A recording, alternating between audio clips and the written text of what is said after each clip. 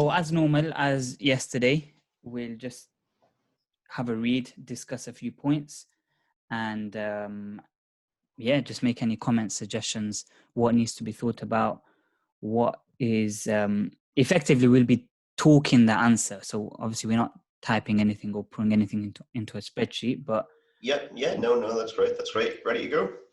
Go for it.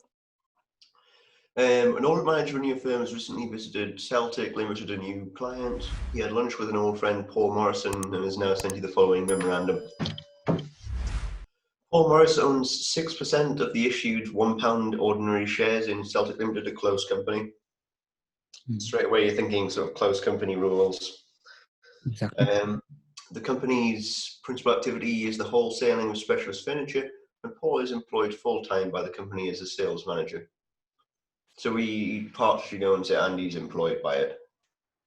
The company was originally established by Paul's grandmother, and the current chairman is Tom Morris, who is Paul's uncle. Phil Morris, Paul's son, is 18 years old. Sorry, go on. Sorry, yes. Effectively, they've given us a bit of information on the company, as you correctly mentioned, closed company, and Paul Morris owns 6%, but then they've mentioned a few family members, so obviously you have associated holdings in the company. Thinking sort of connected parties, maybe. Exactly, so we'll have to think about that. Yep. Phil Morris, Paul's son, is 18 years old and will accept a place at university in September 2020. Paul would like to buy a house in the university town for his son to use. Tom Morris agrees that this should be a good investment for Paul and suggests that Celtic will lend Paul the £60,000 required for the purchase on an interest-free basis. Okay, so now I'm thinking sort of section 455. I'm thinking if this isn't repaid, presumably because he owns more than 5%, section 455 is going to apply. Is that right? If he doesn't repay this loan? It's not, yeah, exactly. It's not only the 5%. It's more also that it's a closed company, so you can, so it's more than 5%, but it's more so that he's a participator, because you can have someone that owns potentially more than 5%, but because of the setup of the shareholdings, they're not a participator. But this seems like he will be a participator in his own closed company, and therefore, yes, section 455 rules will apply. Why would it be what's the definition of a participator? Is it because of these sort of family links to the company? Or is it just closed company owned more than 5% of the share capital? Yes. So it is more. So you are looking at the 5%. That's right. And Paul Morris owns 6%. But it's also possible that someone owns less than 5% and can still potentially be a participator. That's what I'm trying to get at. But What you say is correct. More than 5%, and therefore participator in a closed company. Obviously, these rules are in play because a participator has high level of financial control over the affairs of the company.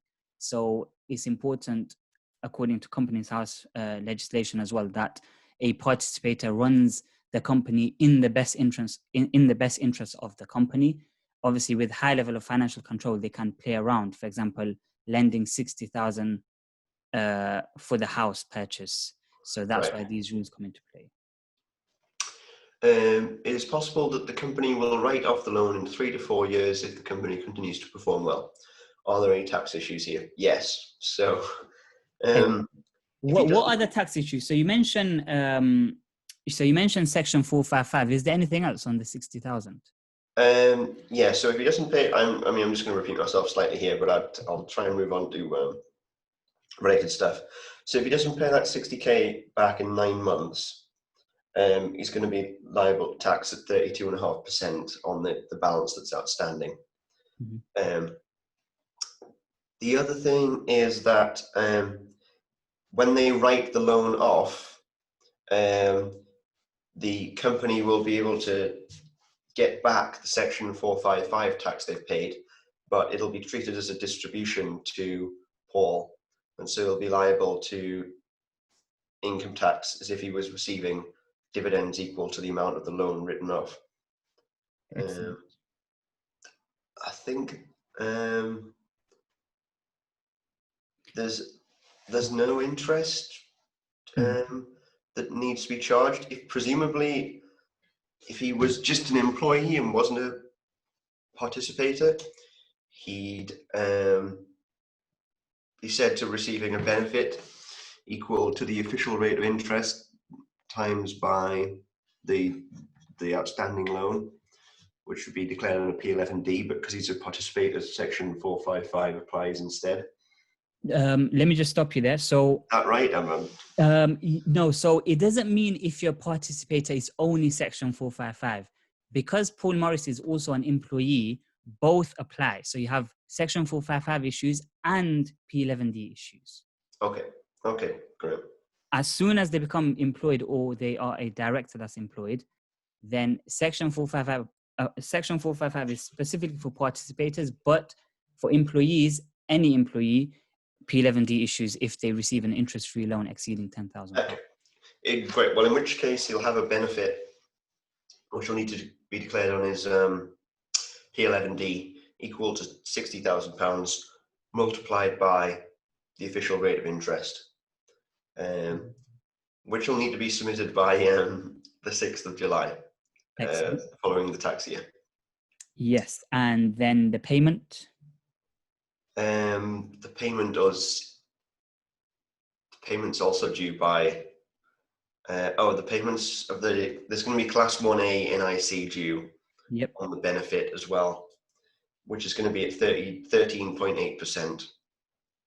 And that's going to be due for payment on the 22nd of July following the year end. Excellent. So it's about two to 3 weeks later than the reporting deadline, which is 6th of July. Excellent. Yeah. So yeah, just keep that in mind.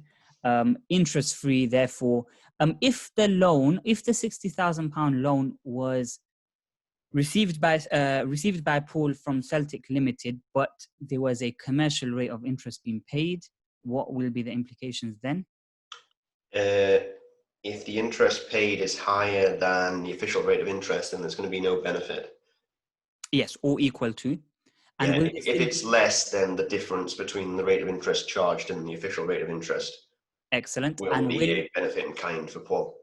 Agreed. And will there still be section 455? Yes. Excellent. I was hesitant there. That was tense. Yeah. Yes. So yeah, no, section 455 have different rules. So, but you're 100% correct. If it's a commercial rate of interest that's been paid, then it's fine. Great. I think that's exhausted most of that stuff. Unless there's anything else you can think of that I've missed. You correctly mentioned the distribution if the loan is written off, right? Oh, yep. Will the loan written off, will it be an allowable CT deduction for the company? No, just as it wouldn't be if dividends were declared normally. Exactly. But they will get the section 455 tax back. Exactly, that's correct. Yep. Great. Okay. What's the next bit?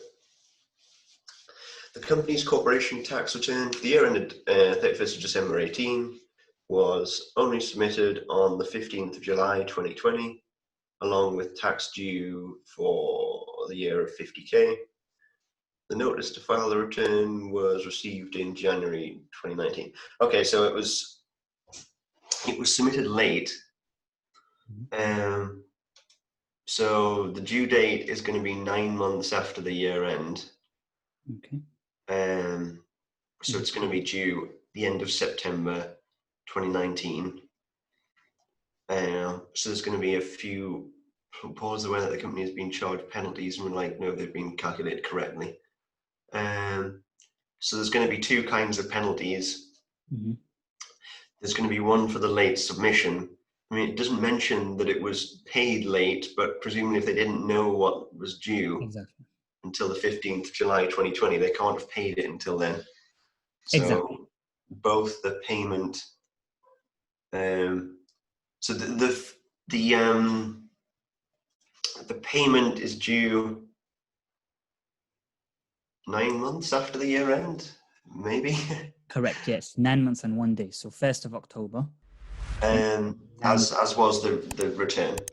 So the penalty for the late submission is £100 initially.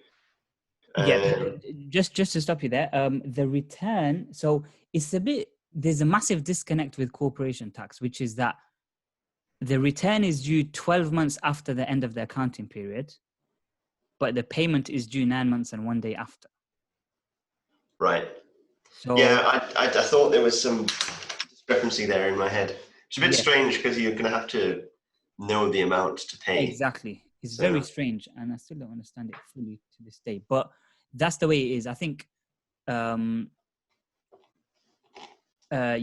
therefore, what would be the dates for what would be the latest date they should have filed? So the end of December 2019 then. Okay, for the submission, but the payment should have been made 1st of October 19. Okay, so now late filing, it should have been 31st December 2019, but the notice to file the return was received in Jan 2019. Okay, so they received it on time. And the return was submitted 15 July 2020. So talk to me about the penalty. So, okay. So the return was filed, over 6 months late? Yes. So there's a £100 penalty initially. Then some other stuff happens.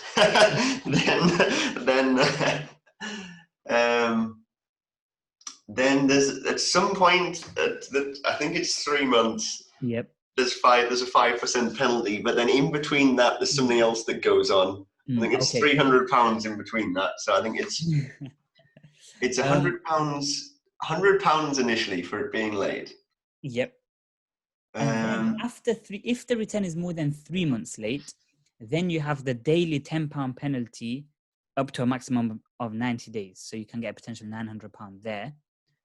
And then if it's more than 6 months late, then it's the 5% of the tax liability. Right. I had some of the figures in my head there. Yeah. They didn't quite come out right. So, no, that's fine. You'll have it with you in your notes anyway. Yeah. So it's not. Yeah. But these penalties, these late filing penalties, are exactly the same as the late filing penalties for the self-assessment. Self-assessment. Yes, exactly. So it's good to know. Great. Well, that helps a lot. So basically, just to go over that again, just so I remember it. Initially, if it's late, it's a £100 penalty. Mm-hmm. If it's more than 3 months late, up to 6 months, there's a £10 per day penalty, which is going to be £900 maximum. Yeah, or you should say up to a maximum of 90 days, which does turn out to be 900 anyway. So, but usually everywhere I've read, they say up to a maximum of 90. Okay, great. So basically, cumulatively, you've got £1,000. Yep. In penalties there. Plus, because it's more than 6 months late, you've got 5% of the tax due. Don't know what tax due is 50k. Mm-hmm. So it's going to be 2.5 grand due. So basically, all in all, it's going to be 3.5k. Exactly. Due in late filing penalties for it being late. Then there's also the late payment. I think this is 5, and 10%, though I could be wrong about this.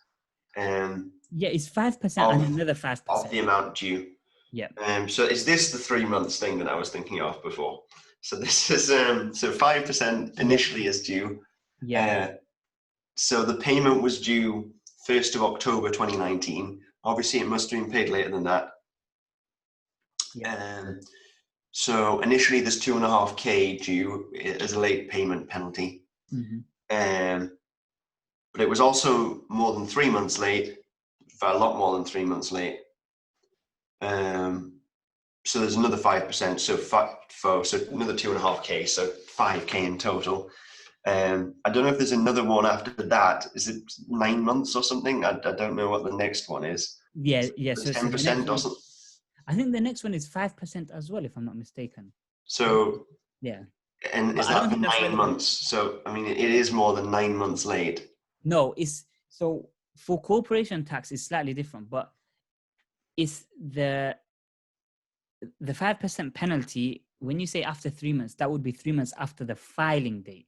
So there's a disconnect there as well. The filing date would have been 31st December 2019. So we are more than 3 months late after the filing date, and that's where the 5% is charged. We won't be more than 9 months late. Okay, so just the 5k. So Yep.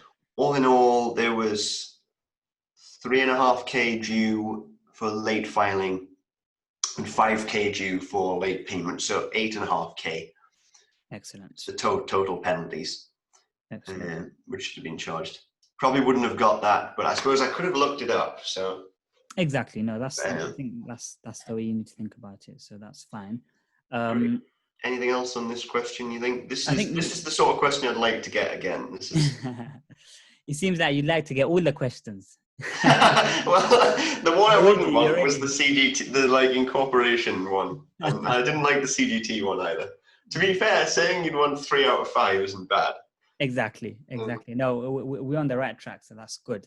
I'm just having a think. So I think number 2, you would have had a look, you would have written down your notes, and 5 marks would have been in the bag. Did we miss anything out on part 1? The other thing about 2 is I could look through my memory joggers or whatever as well. There's a table with that in, so you could get that very easily. It's everywhere, yeah, exactly. So I think let's just go through number 1 again, but talk to me about it in a way where the format of your answer as well. So how you would structure your answer. What exactly would you talk about first? Because sometimes it's quite easy to, like when I used to do these questions, there's 2 implications. There's P11D, or let's say 3. There's P11D, section 455, and then there's the write-off as well, which is slightly different. Yeah. Sometimes students, they'll tend to just keep mixing the 3 together. So you're talking about this, then you're talking about that. So I think it's important to structure the answer. So if you can, obviously it's difficult to sometimes speak in a way you would write, but yeah, just try to structure your answer and let's see how you. So let's start. So sort of first section, like say section 455. Mm-hmm. So as Celtic Limited is a closed company, yep, and Paul Morris is a participator of Celtic Limited, mm-hmm, if Celtic Limited makes a loan to Paul Morris, which is outstanding more than 9 months after the year end, Paul Morris is liable to, Celtic Limited is liable to pay tax worth 32.5% of the outstanding amount. As in this case, there's going to be £60,000 outstanding 9 months after the year end. Celtic will be liable to pay whatever 32.5% of 60K is. I could say something like, if the amount is repaid within 9 months, no section 455 is due, or an amount will be due equal to the balance outstanding after 9 months, unless it's it's reborrowed within a month of being repaid. Yep. So you'd go into slight detail on that, which is the bed and breakfasting rules. Yeah. Which we went over yesterday, so it's fresh in my mind. That's fine. Yeah, I think that's all I've got to say about that, to be honest. Okay. There is one element that we can potentially mention, which is under section 456, which is where no section 455 is due, and those 2 circumstances, which won't be relevant here, but we can still mention it, is that if the loan is made in the ordinary course of the business. What does that actually mean, though? So if it's something to do with the trade, or if that's what the company actually does, which is provide loans, then you'd have an exception, which is obviously uncommon because But if it was a loan for, say, specialist furniture equipment or whatever, then there might be a case that section 455 applies, but because it's for university house, it's obviously not relevant to the business. Okay.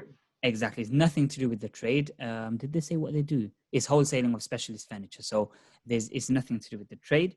And then the second exception under section 456, again, in your exam, you can always pull out the legislation. But if the loan is less than 15,000 and the shareholding is less than 5%, so we have Paul Morris owning 6%, so not relevant again. But if it's less than 15,000 and the individual owns less than 5%, then again, no section 455 is due. Yeah, I wouldn't have known that. I wouldn't have known that. No, Exception. that is something that's commonly overlooked, just because it's unlikely for that to happen anyway. Because if you think about it in real life terms, someone owning 1% shares, it's unlikely the company would want to borrow them a large amount of money anyway. So in Yeah, real life, it's not really common, but it is something good to know. great. So basically, if I said what I said, but then add in, however, there are these two exceptions where a loan can be made to a participator and no Section 455 tax is due. Exception 1, if the loan is made in the ordinary course of business. Exception 2, if the loan is less than 15k and the participator owns less than 5% of the ordinary share capital of the company. Exactly. Is You'd that probably right? say that's correct. You'd probably say the individual, because I don't think it'll be unlikely then that that individual is Okay. a participator. Say So individual rather than participator. probably Okay. yes. Yep. Okay. Do you want to go over the interest section? So that would be the Section 455 section. Yep. I would have missed off those two exceptions. I wouldn't have known those. Interest. So as what's he called? Phil Morris or Paul Morris? Who's actually getting the loan here? Phil. Phil. Paul's Celtic getting and the loan. Paul. Sorry, Paul. Okay, yeah. Phil Morris is his son. So, as Paul is an employee of the business and is receiving an interest-free loan from the company, and is receiving an interest-free loan from the company, Paul will be treated as receiving a benefit equal to the amount outstanding multiplied by the official rate of interest. This will need to be declared on a P11D, which will be due on the 6th of April following the year end. Of The July. company will have to pay Class 1A NIC at 13.8% on the amount of the benefit declared. This will be due for payment on the 22nd of July following the year end. If the company charges Paul interest that is greater or equal to the official rate of interest, Yep. then no benefit. He won't be treated as receiving a benefit from the company. However, if it's less than the official rate of interest, he'll be treated as receiving a benefit of the company equal to the difference of the official rate of interest and the rate of interest charged. Excellent. I think that's everything. I don't think there's much more to mention on that, unless you can think of anything that I've missed No, out. just one thing. I completely understood what you were saying, but you mentioned that it'll be due 6th of July and 22nd July following year end. But with companies, this year end would be treated as, for example, in this case, 31st December. But it's following the end of the tax year. So again, there's a disconnect there with companies. Yeah. Sorry, I should make that Following, clear. following the end So of following the 5th of April, the end of the tax year, rather than the company's. company's end. Exactly. So that's perfect. Yeah. That's comprehensive. That's excellent. So then the next second thing was what would happen if the loan was written off. Yep, it is possible. So there are basically two things to consider here. Let me spell it out fully. If we're thinking about it in answer format, if Paul Morris repays the loan, then the company can reclaim the Section 455 tax that it's paid. However, this will be treated as a distribution to Paul Morris equal to the amount of the loan written off. Paul Morris will then be liable to income tax as if he's received dividends equal to the amount of the loan written off at 7.5% or 32.5%, whether he's a basic or higher rate taxpayer, respectively. There was one other thing you mentioned before. The company cannot offset the loan write-off against its trading profits for corporation tax purposes. Exactly. For in the accounts, it'll probably be shown as an expense, loan written off, bad debt, something like that. But it would be disallowable for corporation tax purposes. That's Great. correct. And anything else you think I've missed there? National insurance contributions would. Don't think there's any NIC going on here at all. This is again another very specific, and it's an oddity again.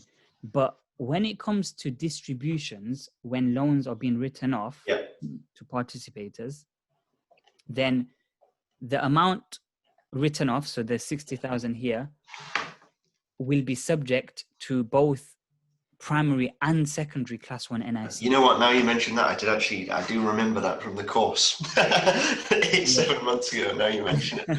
I wouldn't have remembered it in an exam though, but yeah, no, now you mention it. Yeah, so it's a massive disconnect again, and we commonly overlooked, I think, in practice as well. So yeah, there would still be, so that's the additional sort of penalty for doing this whole setup, which is going to be quite expensive then, because he's going to be paying at 32.5% potentially, plus 12% class 1, plus the company's going to be paying 13.8% secondary class 1. Exactly. Okay, great. Do you think there's anything else there that I've potentially missed? No, I think that's for 10 marks. That's very comprehensive. I would say that I probably make clear that the distribution's payable by Paul, whereas the section 455 was payable by Celtic. But maybe I didn't mention that. I don't know. But that's fine. That's perfect. Yeah, these sort of questions I much prefer. Anything to do with CGT incorporation? No, thank you.